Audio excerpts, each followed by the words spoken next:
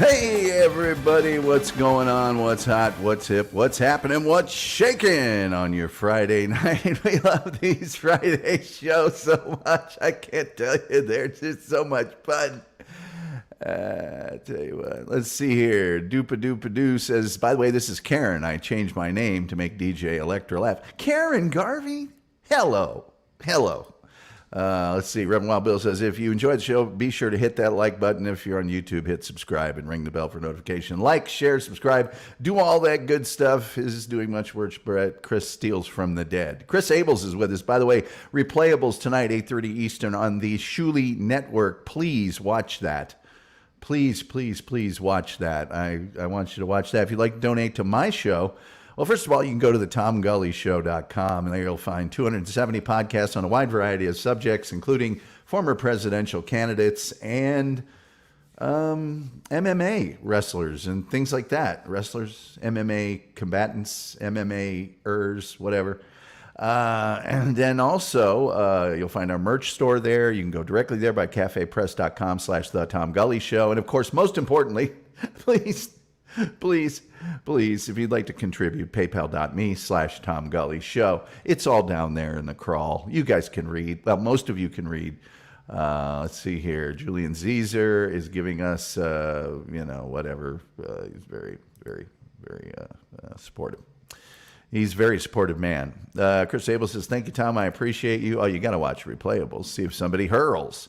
Reverend Wild Bill says, see you all later. Peace. Reverend, have a good visit with your son, whom I've met through the computer. Brett's Hollywood shows, I don't condone podcast or 2% milk. Let's get Tom monetized. Oh, God, I don't even know how far we are away. Fanboy.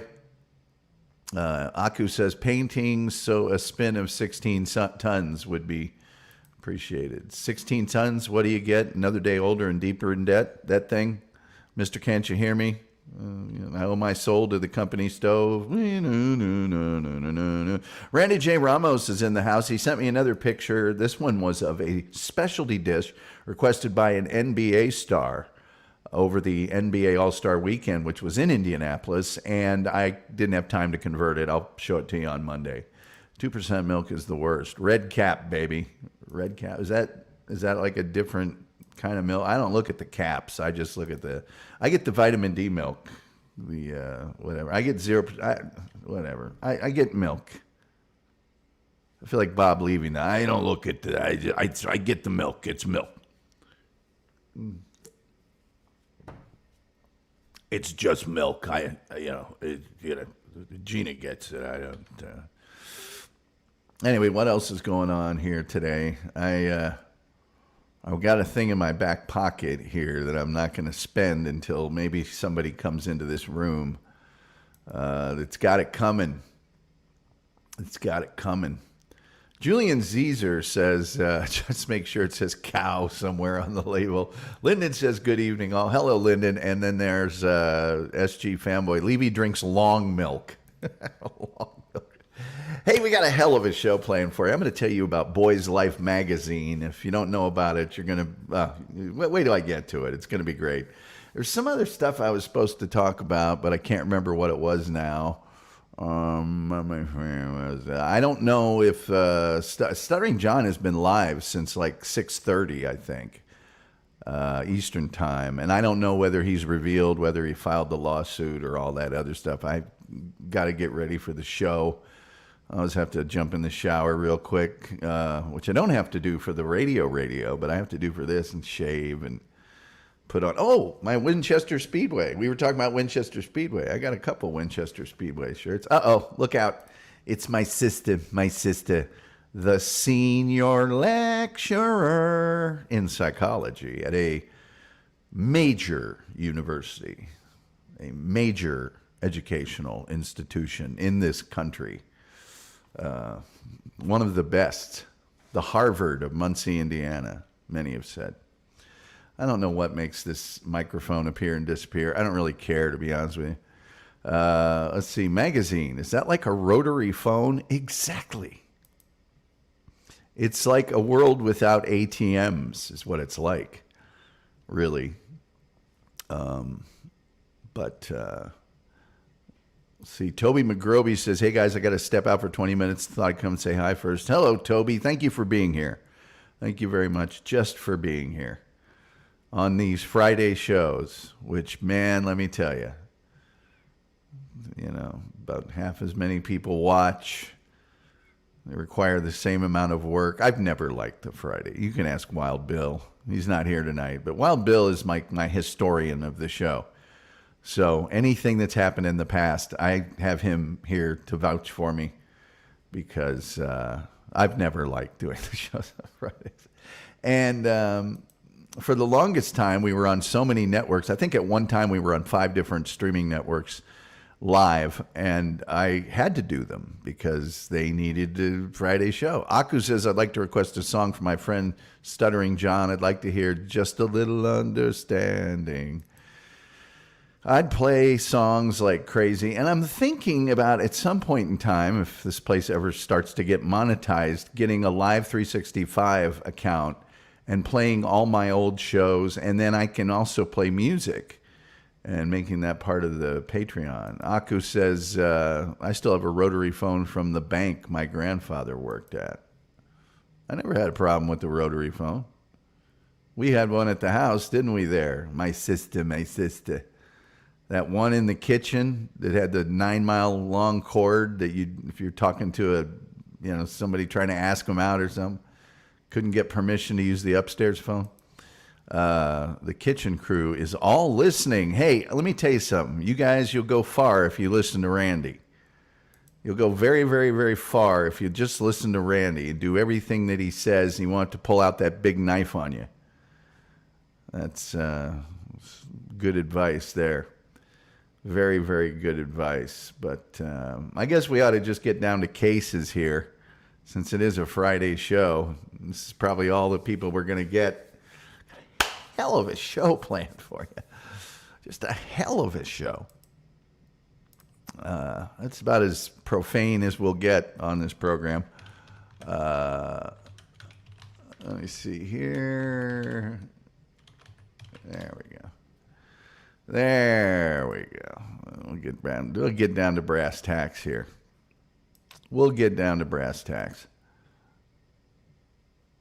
Let me see here. My sister says, one in the kitchen so everybody could listen in on your phone call and comment, by the way, while you were on the call. Will there be sandwiches? I don't think I provided sandwiches. No. Joker says, my dog Oni is listening. Hey, Oni, good boy. Come on, sit up, roll over, beg. Julian Caesar says rotary phones were good. You could slam them down as hard as you wanted and they wouldn't break. Yeah, they were made of Bakelite. They wouldn't break. Also, they had that ding. Today's youth will never know the satisfaction of hanging up a phone on somebody. Bam! It was so satisfying. Aku says, not to dox myself, but my father has a day camp and a spoiled brat of a kid who wanted to call her parents. I put her in front of that phone, and 5 minutes later, she was in tears. We had a rotary phone in the kitchen when I was a kid. Yeah, well, somebody had a 0 in their phone number. You just said, forget it. I don't have that kind of time. Too many 9s or 0s. You just went, I'm not interested anymore. Let me see here. Let me see if I can find the thing I wanted to find. Okay, Boys Life. Let me tell you about Boys Life magazine. Now, Boys Life magazine requires a little preamble. As my sister will tell you that when we were growing up on a small farm in Indiana, we didn't have a lot of money. It wasn't a very cushy outfit, and we didn't have a lot of creature comforts. We did not go to the movies. We didn't really do anything except things on the farm. But what we did have, or at least I did, I was the oldest of 6 kids, was scouting, Boy Scouts.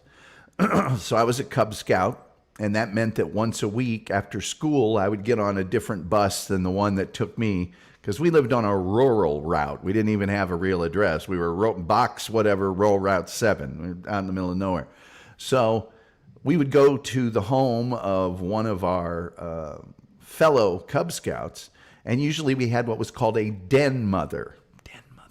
And that was a woman who signed up to host probably 10 to 12, elementary school into junior high school boys. And we would go to her house, and we would have either a craft, like we would make a lanyard, or we'd learn how to start a fire without matches or anything, or we would have an activity. We would learn how to do a thing, usually. And for that, we would get merit badges. We had a Cub Scout handbook, and it told what to do, and we would get badges for that. And when you got a certain amount of badges, you got moved up a level. You started out as a bobcat, and then you moved up to, I believe it was cub or bear, and then it was wolf, and then you got to be a Webelow. I still don't know what that was. And then at a certain point, you graduated into the Boy Scouts. And we moved, but then I got into Boy Scouts. It was the same thing, once a week. At that point, we met at a church. We had scout masters for a whole troop. So now there was 20 or 30 boys. And we would build things and, again, activities, all that stuff that scouting required of you. And that was a big deal. That was social for us, especially when we lived out in the country, because you just didn't get to play with kids. You lived so far away from everybody that it was school, recess, and that was it. And so scouting was really important. We had the Pinewood Derby, where they would give you a block of wood and you would carve it out to make a car and put axles on it, and they'd race them. And the winner of your troop, I won one year, got to go to the state fair and race against the other troop. I mean, it was a big deal. It was a big deal. One of the biggest things, though, was every month you got delivered to your home an edition of Boys Life magazine. That came free just for being a scout, right? And it was awesome. It was really, really awesome. Now, Boys Life magazine is currently called Scout Life magazine because the Boy Scouts incorporated the Girl Scouts, who were about to go out of business, and it was the monthly magazine for the Boy Scouts of America, now Scouts of America, okay? And it currently is published in 2 editions. One's for younger kids, one's for older kids. However, the whole thing started in 1911 when George Barton of Somerville, Massachusetts, founded and published the first edition. And it was edited by an 18-year-old from Providence, Rhode Island, and he called it Boys and Boy Scouts Magazine, because at the time there were 3 major scouting organizations that finally joined together. 5,000 copies were printed for the first issue, and, it was expanded from the first issue to the second issue. It went from 8 to 48 pages. Even though the pages were smaller, but they had a 2-color cover, okay? It was a big deal, big deal. The cover that you're looking at right now is from 1924. This cover is from 1919, so that's kind of just after or maybe slightly during World War I. At any rate, they've jazzed it up quite a bit since, okay? And so has Scouts. Scouts went from more camping and outdoor activities to merit badges for computers and other more modern things. But they had a lot of special features like adventure stories or environmental stories or sports. They were big into sports. They always had a big article with one of the big sports stars of the day. And then they would have a historical or environmental thing where they'd talk about Fort Ticonderoga and give the history of it and all the battles, lots of great pictures. And then they would also have a fiction article. And when I tell you about some of the people that contributed to Boys Like magazine, it's going to blow your mind. But I would be lying if I said I didn't immediately go to the comics section of Boys Life. Okay, the comics section was amazing. They always had Bible stories, because there was one thing Boys Life was, it was wholesome. It was the most wholesome things a boy could do. Adventure stories, which was always like the story of a boy who was left out in the wilderness, which, by the way, when you were a Boy Scout, you had to do something called Order of the Arrow. An Order of the Arrow was when they would take you, your scoutmaster would take you and probably 4 other dudes, And in some giant national park or some big wooded area, he would drop all of you off at very long distances away from each other.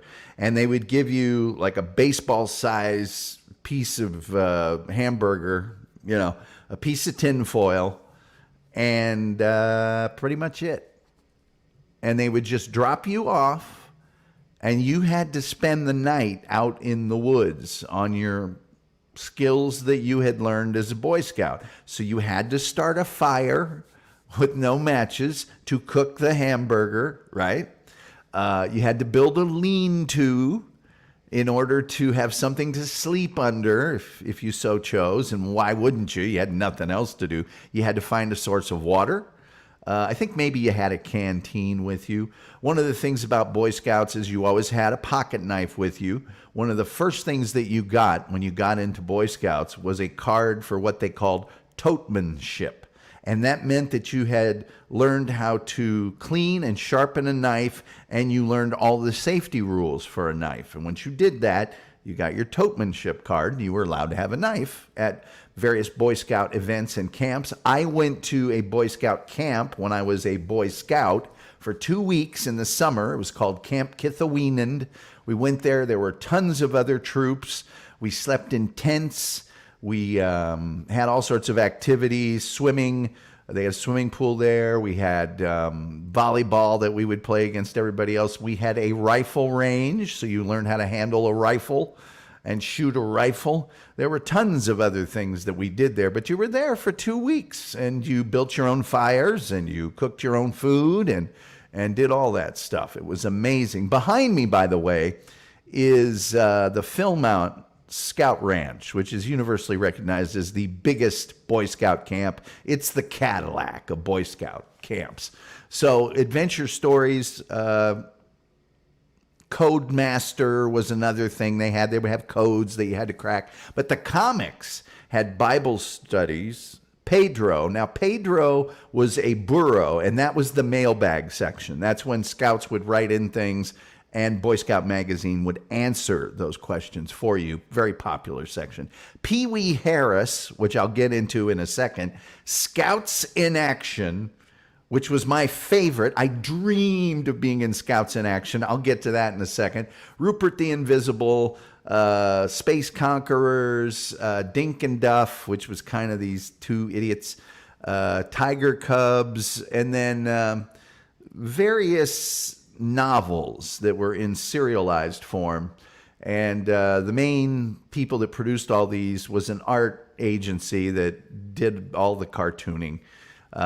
They had feature columns on electronics, entertainment, fast facts, history, the hitchin' rack. I mentioned Pedro, the mail burro. Think and Grin, which was the very back page. It was a whole page of jokes. The jokes were terrible, but you read them anyway.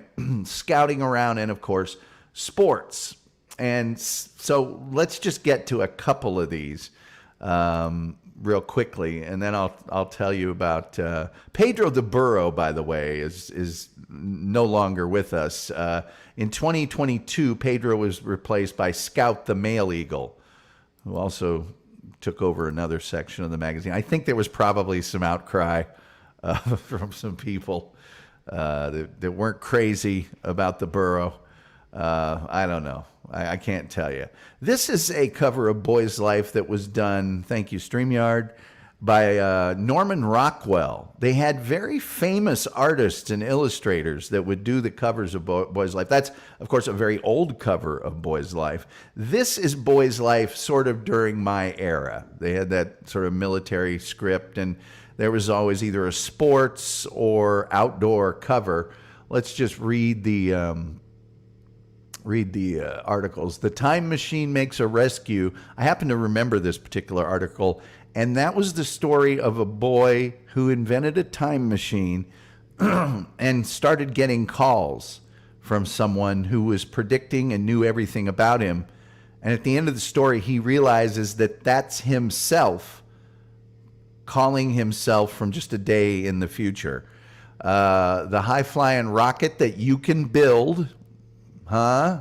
Tell me what boy wouldn't like that. Your Nature Trail, George LeBron, teenage shortstop. There were a lot of stories about teenagers that were doing adult things, plus fishing, nature, kite flying, bicycling, crafts, hobbies, and steelhead, the rainbow that went to sea. Obviously, a rainbow trout.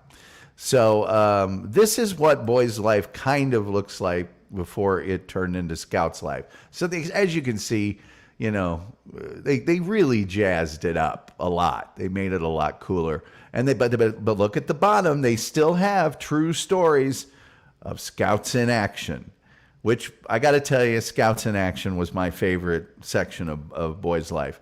This is an episode of Scouts in Action. Now, Scouts in Action always involved an actual Boy Scout that is involved with a dangerous situation, usually something set on fire or someone drowning or maybe a car accident. You know, you never knew what it was going to be. This one here involves two boys. One of them had mixed it up some chemicals, and the smart one in the checkered shirt is telling him, the red and white checkered shirt is telling him, hey, don't do that. It could be something bad. And then it explodes, and the other kid catches on fire. So the kid in the red and white checked shirt immediately gets a blanket, wraps him up, rolls him over, as he had learned to do with his Boy Scout training. And these two ladies in the background are just hilarious to me, because they're going like, wow, that one boy could have died for sure if it wasn't for the quick thinking of William, or whoever he was. The panel that's next to last tells how the boy that rescued the other boy had a few little burns, went to the hospital, treated, and was released the next day. The other kid was in the hospital for some time. And then they tell the story of how the scout that did the good deed was recognized. And these are true stories. So they always told you the name of that scout and what troop he was from and where that was. I wanted to be in Scouts. I prayed for some sort of mildly life-threatening disaster in my life so that I could be in Scouts in Action. What a great name. What a great name. I see that Fawn Leibowitz is here. Fawn, I will be addressing you after today's subject has completed. So there is Scouts in Action. Now, the other one I told you about that was a constant. Well, let's get to Pee Wee Harris in just a second here, because I do want to tell you a few other things about the magazine, and that is the contributors, okay? So writers who contributed to Boys Life magazine over the years include Isaac Asimov, maybe the greatest science fiction writer of all time, a guy named Bertrand Brinley, who wrote the Mad Scientist Club books, Catherine Drinker Bowen, who won the National Book Award for nonfiction in 1958, Ray Bradbury. If Isaac Asimov isn't the greatest science fiction writer of all time, it could very well be Ray Bradbury. Van Wyck Brooks, who is another famous literary critic and writer. Arthur C. Clarke, another of the greatest science fiction writers of all time. Let's see here. Bobby Fischer, American chess grandmaster, who wrote the chess column Checkmate from 1966 to 69 in Boys Life magazine. Robert Heinlein, another of the greatest science fiction writers of all time. Alex Haley, who wrote a little thing called Roots, the Saga of an American Family. John Knowles, who wrote a very famous novel called A Separate Peace. Let's see here. And Zane Grey. Zane Grey, who wrote Riders of the Purple Sage and countless Western novels, many of which you probably have seen immortalized on film. So there you go. That's some pretty lofty stuff there. Now, Pee Wee Harris. Okay. Pee Wee Harris, actually, at the beginning of the 20th century, was the subject of very, very, very famous novels. He became so famous for his little adventures, let's just say. He was in Boy Scout Troop 1, Bridgeboro, New Jersey. He was small of stature, but he is the quintessential first-class Boy Scout. He almost is always wearing a scout uniform. He carries a compass, a pocket knife, a belt axe, and some food. Always. Pee-wee was known for always wanting to have something to eat. His fellow scouts would say, Pee-wee is not in the Boy Scouts are in him. So his adventures in the newspapers became so numerous that in 1922, he was given a book series of his own. And all of his little adventures revolve around his scouting skills, such as signaling and exploring. And he usually gets himself into predicaments because he's so enthusiastic about being a scout, but he has really good intention and he always lands on his feet. So he manages to screw up with all this enthusiasm, but with his scout knowledge and just a dose of luck, he always comes out on top. Even when he loses, he wins. And so he had a series of friends, and this started in 1922. There's probably a dozen novels that were written from 1922 to 1930. Now, Boy's Life in 1920 started serializing these adventures, okay? And they originally followed the storyline of the books. But over the years, they've changed things. They've updated him, obviously, from 1930, and he just is the quintessential Boy Scout. Let me just show you a quick picture of Pee Wee Harris. And you always wanted to see, this is the updated picture of Pee Wee Harris. This is Pee Wee Harris like in 1922, okay? But you always wanted to see what Pee Wee Harris, and when I was reading Boy's Life, that's his buddy on the left there, Westy. Westy was always the one that was going, Pee Wee, I don't know if we should do that or not, Pee Wee. And Pee Wee always disregarded his very good advice and, went off and did something else. So there you go. There you are. That is pretty much the story of Boy's Life magazine. And you will find no one who was in Scouts or is perhaps still in Scouting that does not get and cherish their Boy's Life magazine. They do a fabulous job. At least they did when I was reading. I couldn't wait for Boy's Life magazine. And keep in mind, I was getting Sports Illustrated every week. And I loved Sports Illustrated, don't get me wrong, but I just didn't feel like Sports Illustrated was written for me personally, and Boy's Life was. So over the years, millions and millions and millions and millions upon millions have read Boy's Life magazine. So, did I mention Sonic Asylum Radio, our good friends? Well, if you haven't listened to Sonic Asylum Radio, a good time to do it would be this weekend, because that's when Metal Maiden Vicky's Metal Euphoria airs for several hours, and you will love it. If you like heavy metal music, you'll love Sonic Asylum Radio. We're a proud member of their network, and do them a favor, go to their Facebook page, sign up, tell them Tom sent you. Okay, I think I'm going to try to find one more thing here to show you, if I can find it. See. Let me see if I can find this commercial. Okay. I don't want this one. Is it this one? I think it's this one here. Let me see if I've got the right one. Oh, it's on TikTok. I don't even know if it'll play for me. Not on TikTok. Yeah, I don't want that one. Let me see here. There's a 3-minute, there's a whole bunch of, let me just go to YouTube real quick. Let me see if I can find this. There's a famous commercial with, for the Boy Scouts that I'll show you. Stuttering John, still on the air. Okay.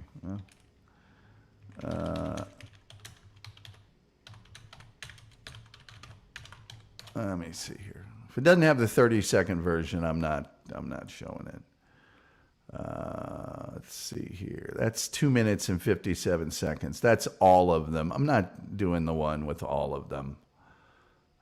Sorry. Well,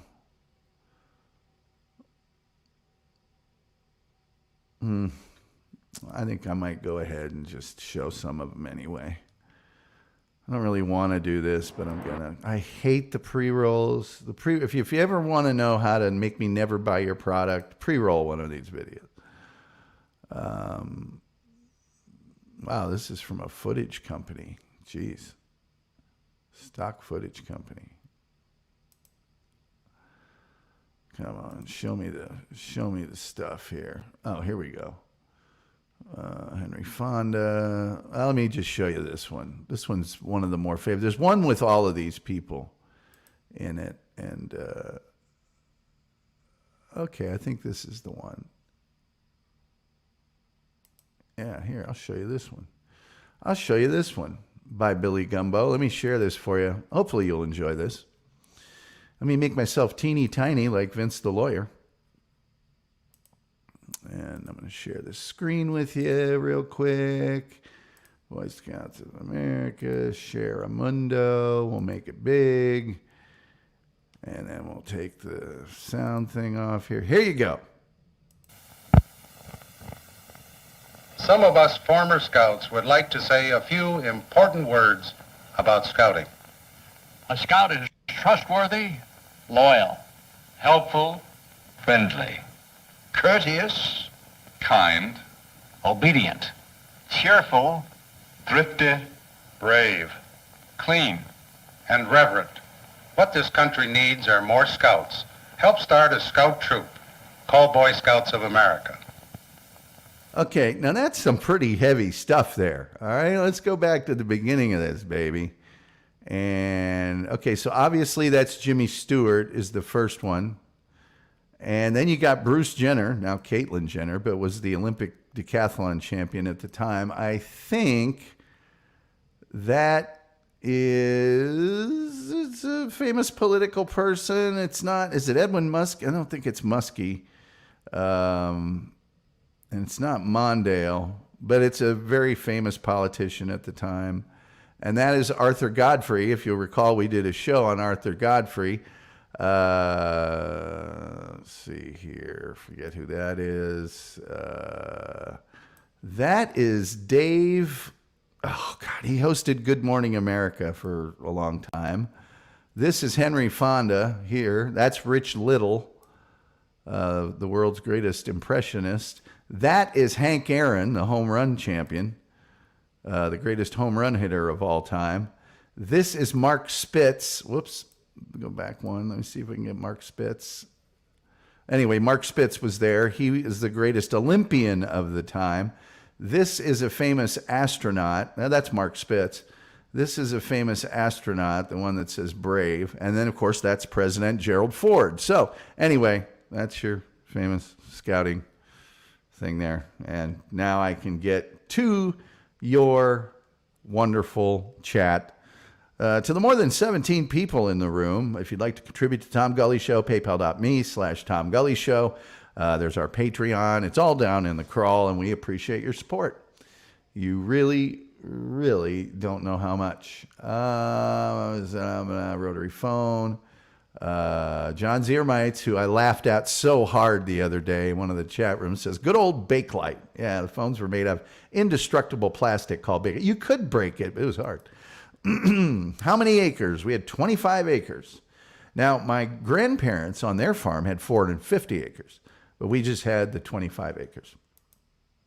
And we rented out most of it to local farmers to grow their crops on. Well, the vast majority of it. We had a little forest in the back, and we had a little area that we raised cattle on, and later turned that area into a go-kart track. Did you have a Swiss Army knife? I did, but it was really tiny. It was almost novelty. It was like a keychain size. I had a real pocket knife. And then one year for Christmas, I got a pocket knife that had a collapsible fork and spoon and all sorts of tools and attachments. Kind of like a Leatherman, but it wasn't a Leatherman. It had the fake wood sides on it and stuff. But I did have a sharpening stone and all that stuff. Jokerfish says, our den mother let us play football in the backyard. Well, that's what ours turned into a lot, too. We ended up playing dodgeball and stuff a lot of the time, or kickball, and if things got real crazy, the den mother would join in. But we did a lot of crafts, and we got a lot of merit badges, and we always had a snack. That was a big thing, you know. Normally they'd buy some ho-hos or something, but we'd always have a snack. That was, oh man, that was a big deal. Weeblos, yeah, that too. Graphite on the wheels. Terry Nee, you weren't supposed to put graphite on the wheels, but everybody did it. But also, if you were smart, you would take a drill and get some very fine sandpaper. And those lousy nails they gave you as axles, you'd really get those super sanded down to a high shine. There were two divisions. One was a division that your dad helped you, and then there was another division where your dad didn't help you. What's the word? Bird, Terry. Bird, bird's a word. Bird. Don't forget quarters taped underneath, Terry. You could use quarters, or you could melt lead and put it sort of strategically, or you could use washers. A lot of people use washers. Mine was called the cherry bomb. So we tricked it out, and we really pushed the limits on the rules. And then we did weight displacement. My dad was really smart. He worked for Dow Chemical for a while, and he was really smart at that kind of stuff. So we had our weight exactly where it should be. And then I painted it red, the cherry bomb, and then we varnished it on the outside. No wind resistance. It was. Could you order X-ray specs from the back? No, it didn't have any of the good comic book stuff.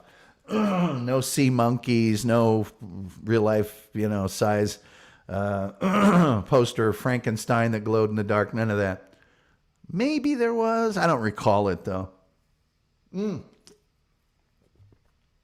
But there was stuff you could order in the back, like you could build your own submarine, things like that. Lyndon said, enjoyed being a scout, but being from a farming family, 4-H was an awesome organization to be part of. I was also a member of 4-H at the same time. I won a blue ribbon at the State Fair of Indiana for leathercraft. You could buy a leather crafting kit really cheap from... that was the other thing about scouting. It was very inexpensive. But I got my leather crafting kit, and I made a wallet, and got a blue ribbon and gave the wallet to my dad. Pretty sure he pitched it. I don't know. Maybe he's got it still. Terry Nee says, Hugh, how you doing? Sandy Eastman is here from Las Vegas. She's the queen of Las Vegas. Sandy Eastman's dad was involved. If you've ever seen the movie or read the novel In Cold Blood, her dad was the sheriff in that whole thing. And then he later moved to Las Vegas and became police chief or something like that, or a big high up in the police department in Las Vegas. SG Fanboy says, I wasn't in Scouts. I was already living in the middle of nowhere. I'm sorry to hear that. I'm sure they'd take you now if you want to be a Scoutmaster. Joker Fish says Camp Crystal Lake was a Boy Scout camp in New Jersey. Then bad stuff happened there. Jason went wild. Jason Voorhees, yeah. His mom was a very, very bad den mother. We're going to skip that for a second. Aku says, or making a nuclear reactor. Yeah, things got out of hand occasionally. Hugh says, shouldn't Fawn be helping Stut Joe with his lawsuit scam? Probably. We'll attend to that Fawn in just a second here. Hugh says, shouldn't... Oh, yeah, I already read that one. Jokerfish says, didn't Pee Wee Harris get arrested in a movie theater in Florida? I've got a story about that I can't tell. Well, I suppose I could tell it. No, I don't want to tell it. Another day. Ask me about it on another day. Julian Zezer says the 22 Pee Wee Harris looks like somebody we know. Randy J. Ramos says, I was a Boy Scout. Yeah, a lot of Boy Scouts. Terry Nee says Trail Life is a new male-based scouting organization. Trail Life USA is a great Christian organization that helps develop character and leadership in boys and young men. There was another one, too. I can't remember what it was. Buddy of mine was into it, a Christian-based. Jokerfish says a guy from high school became an Eagle Scout. He got alcohol poisoning on a Boy Scout trip. Isn't that an offense to the sash I don't know. Jimmy Stewart. Is that Buzz Aldrin? Could be. Mark Spitz looks like a lot like Stuttering John. Get your eyes fixed. I'll settle your hash here in a minute. Terry Nee says crafts and snacks. Girl Scouts? No. Crafts were like building a lanyard or making a lariat or, macho stuff. Learning how to do fire dancing. Huh? Don't do that in Girl Scouts. Aku says the local troop I once went to, 2000s, was very much like the scene from King of the Hill. I got a talking down from having an actual knife from living on the farm. Oh, all of us had knives. They were in favor of it. Sven Knuckle says, hi, Tommy boy. Hello, Sven. All right, Fawn Leibowitz. I, because of the lawsuit today, did something that I really haven't done much of any length of time before, and that's I watched Vince the Lawyer's show today. And imagine my surprise when I saw that you had posted, hey, everybody, troll the Tom Gully show. He's easy to trigger, and it's lots of fun. Do I sound triggered right now? Do I sound in any way upset or trifled by you? I'm not. And do you know why, Fawn? Here's why, Fawn. Ban user and delete their comments. Why, it's just as easy as that. Here, let me have a nice relaxing drink of this store brand Dr. Pepper Zero.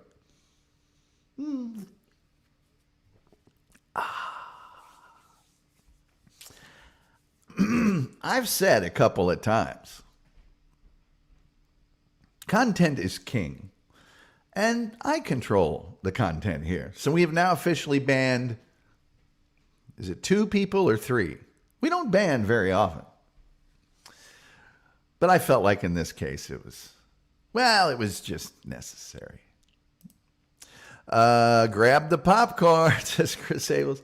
Boy Scouts are, whoa, I guess we'll just get rid of that person too. Oh, they've already gotten rid of them. Well, no, they haven't. Well, just bye-bye. Bye-bye.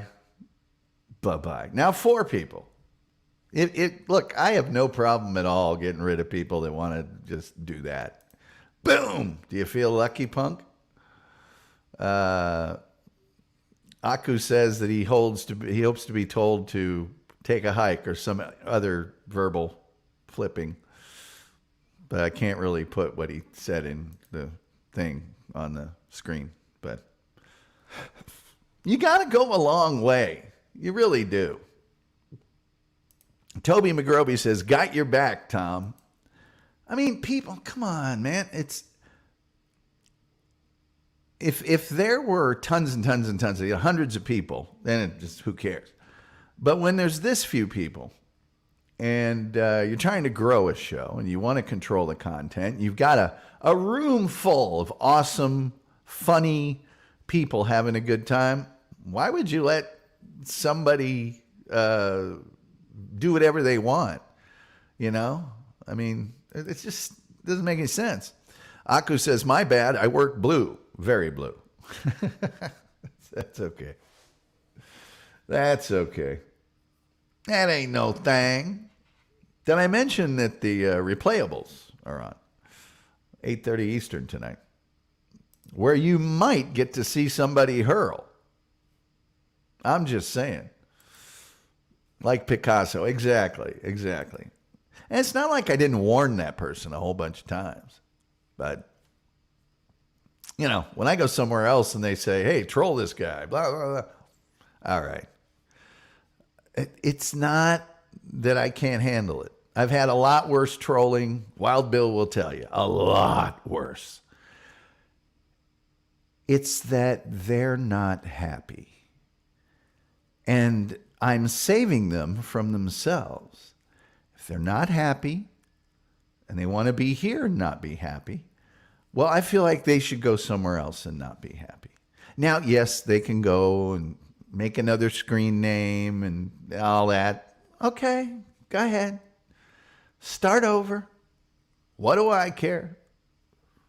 Doesn't bother me. Do what you got to do.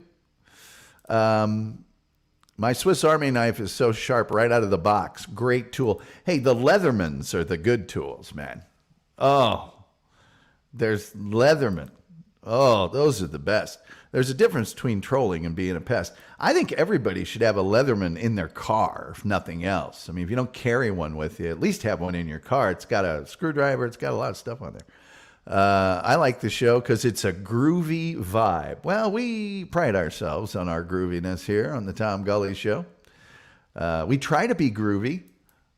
I'm trying to be cool. Look, I my whole life have just wanted to be Fonzie.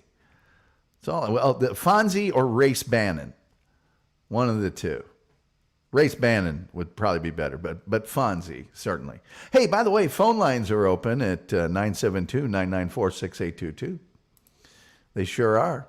I have something rotating knife, doesn't fold out, it swivels. Well, hey now. Oh, well. Why don't I just go play the grand piano? Yes. Let me see here. SG Fanboy says, I carry a Leatherman at work and in my bag, Swiss Army knife in the pocket when not working. Yeah, you got to have that stuff. Ban me harder, Daddy. Sven, I'm not going to ban you. That I know of. Julian Zezer says, used to be able to buy a Leatherman for pennies on the dollar when TSA started confiscating everyone's multi-tools on eBay. I will say this, Leathermans have gotten really expensive.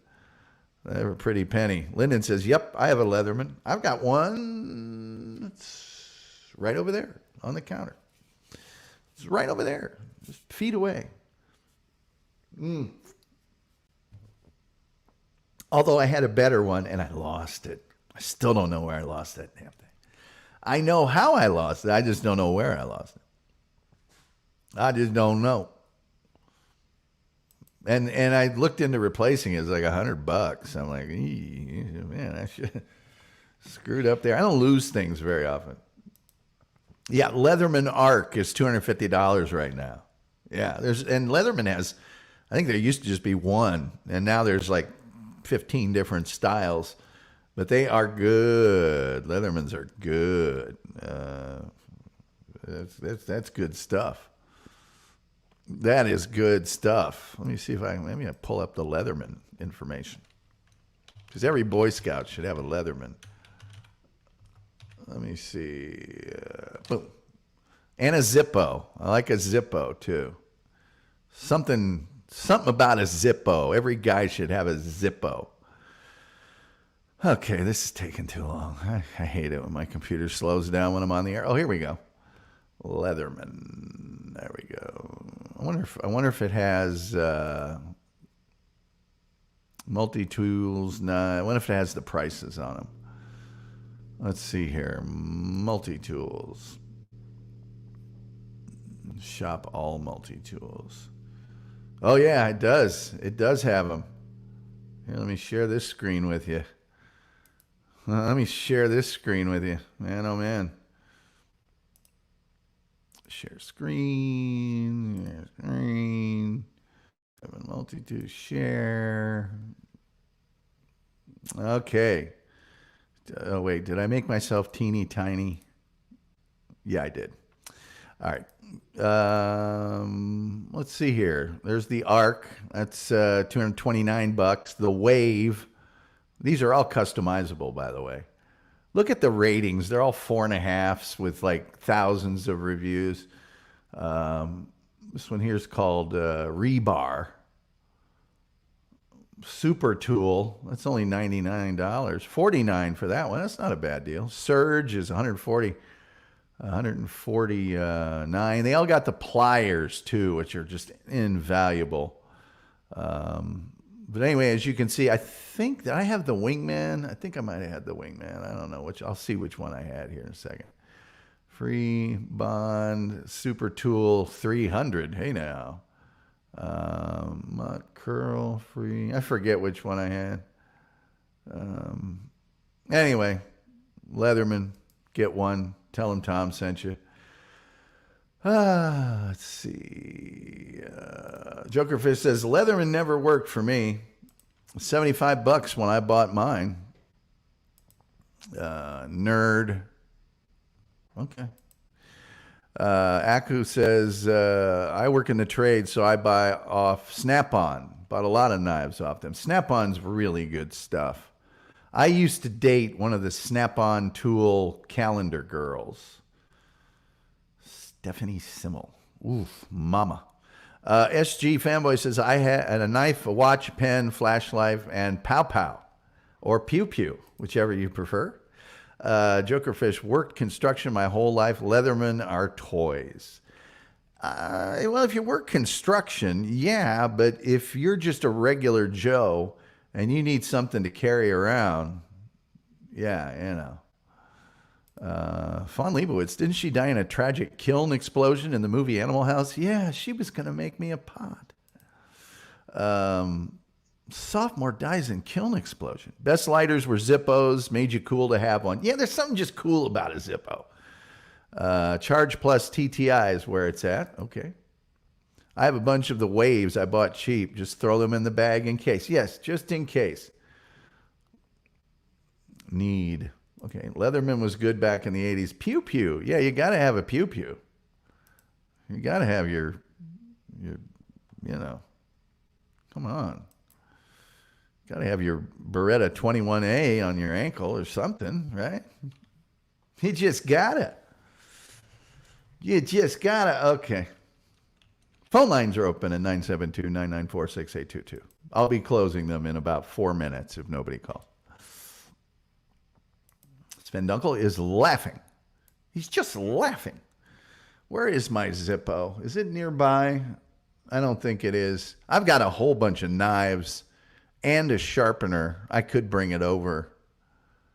I've got like a sharpener that you hold in your hand, like a mug handle, and then a thing you pull in, and it's, you know.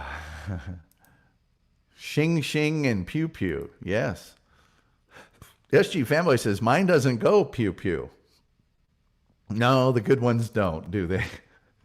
I like Victorinox sacks, but no corkscrew, just like the Phillips head instead. I also like the Phillips head. You got to have the Phillips head and the standard in there. Jokerfish says, I got a Zippo collection, grandfathers and fathers. And that's the thing about Zippos. They're good for a lifetime. And the only part about Zippo that sucks is when the wicks go out, you got to find that place where you can buy. Most stores, unless they're a deeply intensive outdoor store, they don't have the cotton thing that you put down in to replace with the wicks. And oh, by the way, when you're buying the flints, go ahead and buy 5 or 10 packs of the flints. They're cheap as anything, and nothing's worse than running out of the flints. And always have a spare. They got that little hole drilled in the bottom of the cotton. Put a spare in there, always. And here's the thing. I know I have this. If you've got a Bic, right? What the heck happened there? I got all blurry. Come on. Oh, I'm better now. If you've got a Bic, you can actually smash the top of this Bic and get the flint out of it and use it in your Zippo in a pinch. So if you've got this is a dead Bic. And that's the reason I have it here, is if I ever need a flint, there's one in here. And I usually, if one of these goes dead, I use them for candles and stuff and incense. If one of these goes dead, then I just bust it open and get the flint out and put it in with my flints. Let's see. Snap-on driver would pull up to the shop and you would think Santa Claus arrived by the way the mechanics acted. Well, when that calendar came out, they sure would. Swiss Army knives are good because people don't get scared of them. No, they're neutral. You can send your Zippo to get fixed for free. Send it to the Zippo address. That's what I mean. Good for life. Good forever. Zippo, Bic, I thought you scouts could start a fire with a stick and some earwax. Well, we can, but why? Of course, they have those new things that you don't need matches. It's that phosphorus or whatever it is, or magnesium. You shave off little pieces of it, and it'll start a fire. You can put in your go bag. You can put some spare flint under the cotton as well, a little easier to get to in a pinch. Yes. Had my Zippo fixed by the company. Yeah, man, you can get those run over or whatever. You can send them back. They'll give you a new one.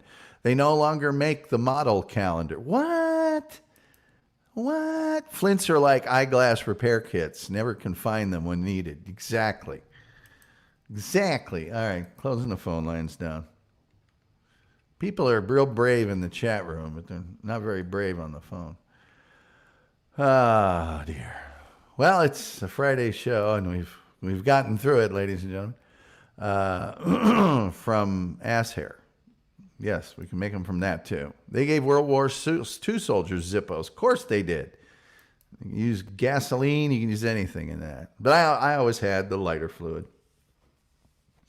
Who here, when they were in high school and they had a Zippo, didn't take the Zippo out of the case, make a line on their jeans, and then light that line of lighter fluid on their jeans and catch it on fire in study hall? I did. I'm guilty. I did it. Did it many times. Many, many times. But, I got to go to bed early. I've got the fancy radio all weekend. It is, it's a devotion. It's a devotion, ladies and gentlemen.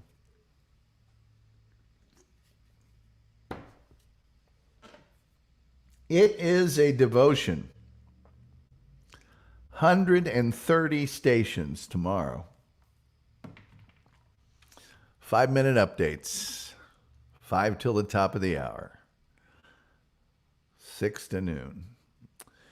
Got to get there at 5, but let's see here. I stole others' cheap lighters and turned it up to the point of a 6-foot flame. You mean like Jerry Lewis? Snap my fingers to start. Oh, the finger snap lighting of the Zippo. Nothing could beat that. Let's see here. Busy Rush says, oh, well, of course, it's 7 o'clock on a Friday night at Nevermore in Indianapolis. Of course you got a busy rush. Come on, boys. You can do it. Don't get in the weeds. You got this. You got this. You got this. This is what you guys train for. You've got a great leader in Chef Randy. All of you are the best that you can be. You're like the Top Gun of kitchens. Come on, fellas. The people of Indianapolis, and, they depend on all that tourist trade there in Indianapolis, because Indianapolis is one of the most popular destinations for conventions and things of that nature. There might be a Pacer game tonight. Who knows? The Indy Fuel might be playing the Fort Wayne Comets tonight. I don't know. But you got all those people over there at the various Banker's Life or wherever they're playing now. Larry Bird could walk in there in any minute. You never know. You got it. You got it. Just see Randy there, like Gordon Ramsay, going, "It's raw. It's raw. All of you over here. Who made this? You donkey." Anyway. I don't know if I can stay up for replayables, but man, you guys gotta. I'll try, but I gotta be in bed so early because I'm up at 3, out the door at 4. Tom, did you know someone made a song from your show? I did not know that. What are you talking about? March Madness coming up. Hoosier Hysteria coming up. Gordon Ramsay's favorite insult. It tastes like a dog's dinner. I love Gordon Ramsay. I love Gordon Ramsay. Can't get enough of it. SG Fanboy, who made a song of my show, and who is playing that song, if you don't mind telling me. I know way back when some people made a song of my show. I played it for you guys before, that I used to play at the start of my show back in the day. Frankenstein at 9. Yeah, I've seen that. Those are my good friends over at the Pod Awful Cult made that. Lyndon says, as always, Tom, thank you for another week of shows. It's on YouTube. Yes, I've seen it, SG Fanboy. It's not the most complimentary thing in the world. But I know who did that. And that's some folks I used to not get along with, but now I get along with very well. And I recommend that you watch Pod Awful. It's a very entertaining show. Aku says, I'll be up for a while yet with a rusty nail in one hand and some sort of snack, I think, in the other. Yeah, I should probably make some dinner. I'll stay up a little while, and then I'll try to watch some of the replayables. But, man, I got to go to bed early because 5 to noon and then 5 till, and it's really 3 till 1 o'clock on Sundays. So that's what we'll be doing. Next week on the program, I've got some things planned. I'm going to tell you the most viewed U.S. television shows of all time, episodes of all time. I'm also probably going to cover the Dublin Whiskey Fire. Somebody asked me to do a show on Angela Davis. I almost did that this evening, but it was a Friday show, and I didn't want to bury it on a Friday show. I may do The Challenger next week, and I'm torn between doing just the Max Headroom broadcast, the mysterious Max Headroom broadcast, or a bunch of unknown, unexplained broadcasts. So, Rusty Nail, Evil's favorite drink. Evil Knievel, yes. Yes. Yes. I watched more of the Rust movie, the Alec Baldwin shooting trial today. It was interesting. The defense has a lawyer that's been getting up and doing some of the cross-examination, a lady that's, what's the word for it? Super attractive. Julian Caesar says, do Admiral Augustus Ching Lee. Okay. Let me write it down on this sheaf of paper. Ching Lee. I need to do one on Carlos Hathcock, too. There's a bunch of them. I got a bunch of stuff. You know, you guys tell me you want a show on something, I'll do a show on something. Just the way I am. Lyndon says, don't get mad at me, but as a scout, we would say, on my honor to do my best to help the Girl Scouts get... We didn't have much interaction with the Girl Scouts in my troop, let me tell you. Not much interaction. We had a couple of guys that were my scoutmasters that knew each other, and they had Mr. Brightweiser and Mr. Sorley, and their sons were both in my grade. And they were the kind of scoutmasters that didn't mind if we blew up stuff and set it on fire and did all that. One of them was an engineer, I think, and he was all about that, you know. Also, if two guys got in a fist fight or something else, he'd be like, hey, what happened? He started it, blah, blah. Hey, did you do that? Yes. Well, you had it coming. You know, they were those kind of guys. Aku says, what would he put in it? I'm blending scotch and bourbons. Oh, wow. Jokerfish says, Alec Baldwin is good with the ladies. He's a lady killer. Waka waka. Well, you know, apparently so.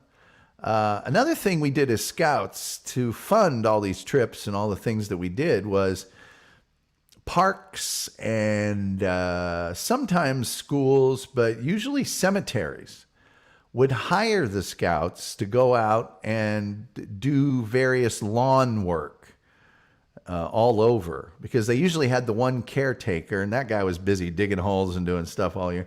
And so we would all go out there in the summer and do everything, trimming of trees, and we'd shine all the various headstones or the little plates in the ground and do all this. And the guy that was the caretaker was always a real grouchy older guy. You guys get over here. But we would do it, and they'd pay us a pretty good sum of money, and that's what we used to fund all of the various outings and the snacks and the stuff and the, you know. Usually one of the scouts and Boy Scouts was assigned to bring the snacks. And so you always knew that one kid, his mom was going to make those marshmallow popcorn balls. And I was like, come on, man. One of the scouts' dad or mom would be cool and bring us all McDonald's or something. Or somebody bring pizza. Randy Ramos says, my babysitter was a Girl Scout leader, so I got to go to Girl Scout camp. Well, I'll tell you what I did when I was in high school. I took a word processing class. And everybody made fun of me because most of the guys took shop.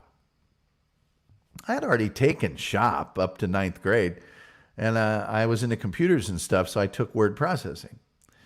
And guess what? I was the only dude in a class with like 30 girls and was the envy of all the guys after that. It's, oh, you took word processing. And then they'd walk by the room and see me in this sea of hot babes. And I'd be let's see here. Tom, I loved your Christmas trees. Well, we did sell Christmas trees and Christmas wreaths, and we also sold trash bags. Big giant roll of them for nothing. So we did that as well. Anyway, you guys have got replayables in about 24 minutes. I would imagine some of you would like to go to the bathroom, make something to eat, pour a libation, do whatever you're doing. So I guess we'll end this week's programming of the Tom Gully Show. It was a pleasure having you all here. You guys are the absolute best. Those of you who contributed this week at SG Fanboy, Terry Nee, it was always Julian Zeezer. Those of you who contributed, man, you don't know how much that means to me. It really, really does. Trying to grow this thing little by little, and we're going to see what we can do here. I don't know. Anyway, with all that being said, oh, incidentally, Sunday, 7:30 Eastern to 10 Eastern on a radio station that you can listen to live streaming that was founded in October of 1926 here in Dallas. It's about as specific as I can get contractually. With all that being said, till next time, we'll see you next time.